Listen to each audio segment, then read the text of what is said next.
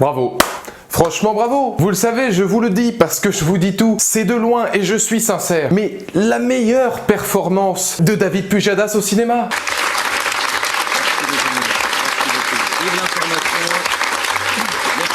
David, ce caméo que tu nous as fait, David. Mais si tu es parti à LCI pour ça, bravo. Oui, bravo, monsieur David Pujadas.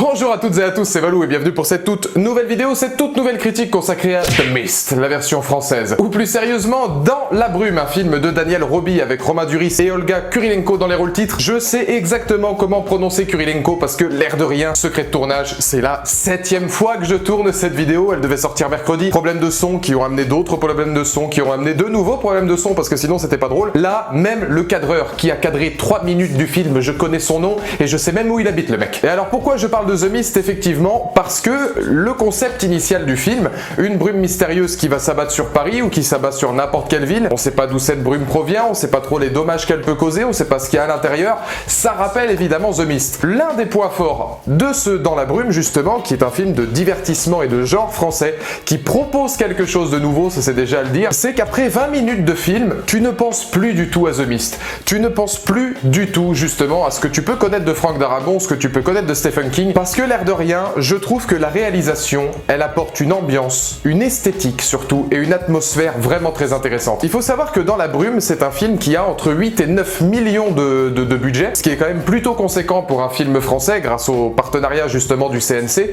et grâce à ça, ils ont pris le parti de faire donc de la brume en CG, forcément, quand elle arrive justement, quand cette brume sort des égouts, des métros, etc., et qu'elle envahit la ville, c'est très très beau à regarder, c'est très immersif, c'est très prenant tout de suite. On a aussi beaucoup de plans aériens justement d'un Paris mais complètement anéanti et complètement ravagé, complètement sous cette brume envahissante avec les gens qui commencent à péter des câbles, etc.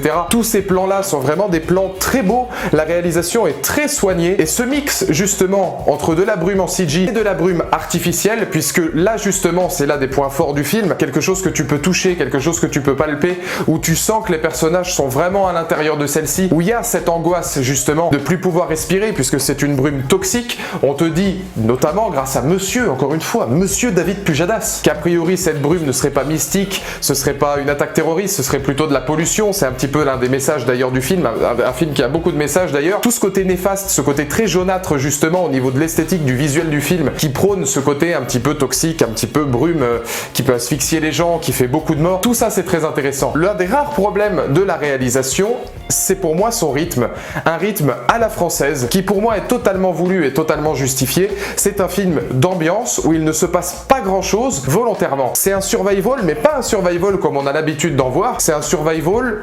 d'ambiance presque psychologique où on va suivre des personnages un petit peu torturés déjà au préalable, où on va suivre justement dans un huis clos mais pas que, puisque justement le film a cette intelligence de faire promener Romain Duris, son ex-femme, enfin tout un tas de personnages justement dans la ville pour voir un petit peu la catastrophe causée par la brume, qui va garder les codes principaux du film de genre, mais qui va avoir toute une structure à la française derrière, sur l'émotion des personnages, sur le ressenti des personnages, sur leur psychologie, à certains moments dans le film justement, et c'est là où ça casse un petit peu le rythme. On va oublier la brume environnante pour vraiment se concentrer sur l'émotion, le ressenti des personnages, dont on essaie d'instaurer un background qui au final est un background assez pauvre, puisque le film dure vraiment peu de temps, on n'a pas le temps de s'immiscer, on n'a pas le temps de s'assimiler, et donc du coup, hormis les moments de danger, où effectivement les personnages, on suffoque un petit peu avec eux, de savoir ce qui peut se passer dans cette brume, on n'a pas forcément d'émotion vis-à-vis d'eux. Et c'est ce qui est le plus embêtant, puisque le film te laisse sur un gros cliffhanger à la fin. Le film a pas mal de messages sur les différences entre les différents êtres humains aussi, sur la maladie, sur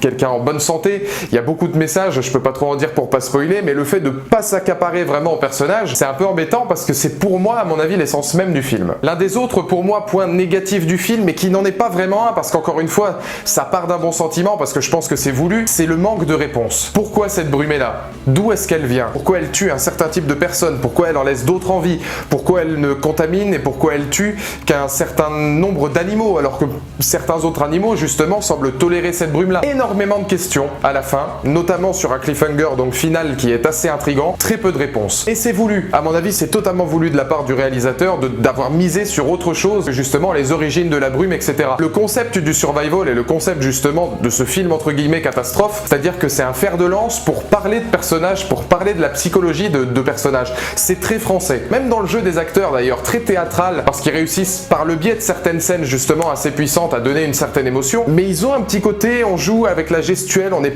presque grandiloquent, mais on n'en fait pas trop, on n'est pas dans le surjeu, c'est vraiment un entre-deux qui pour moi est marqué par la performance de Romain Duris, qui aide effectivement à la narration du film, qui aide à la psychologie des personnages, mais qui n'aide pas suffisamment, puisqu'encore une fois le rythme manque, et que toutes les questions qu'on se pose, tout ce côté survival, il manquait ce petit truc. À mon avis, le film aurait pu raccourcir 20 minutes de psychologie des personnages pour montrer, pourquoi pas, comment les gens justement peuvent perdre leur humanité, comment les gens peuvent perdre leur esprit. On le voit sur certaines séquences, mais c'est beaucoup trop bref, notamment avec un flic qui commence un petit peu à perdre les méninges, etc. et qui fait déjà des plans sur la comète parce qu'il sait que le monde entier va disparaître. Il y a aussi des émeutes qui se déroulent justement du côté de Montmartre, il me semble. On aperçoit plus qu'on voit en fait dans ce film-là, ce qui aurait pu être l'accent principal du film. Il manquait ce petit truc, il manquait cette touche de folie, ce petit coup de génie vraiment dans l'esprit purement de genre, de fantastique, un petit peu de film catastrophe, pour vraiment rentrer dans le film à fond et ne pas avoir une légère frustration à la fin. Parce que c'est un film qui a énormément de qualité, qui vraiment, par son ambiance et son atmosphère, est très sympa à regarder, mais qui souffre, à mon avis, et ça c'est vraiment mon point de vue, de ce manque de rythme et de ce côté très linéaire. C'est un film qui reste linéaire, même s'il réussit à te prendre aux tripes. Et vous, dans les commentaires ci-dessous, n'hésitez pas à me donner votre point de vue. Qu'est-ce que vous avez pensé de Dans la brume, puisque je fais la critique un petit peu plus tard que la sortie du film. Si certains l'ont déjà vu, n'hésitez pas à me donner votre avis. D'ici là, on se retrouve pour du Walking Dead, évidemment, lundi, et puis ensuite une nouvelle vidéo sur Jurassic World, et on aura peut-être encore un film. Oh merde, Taxi 5, oui c'est vrai. Pas étonnant que je l'avais oublié.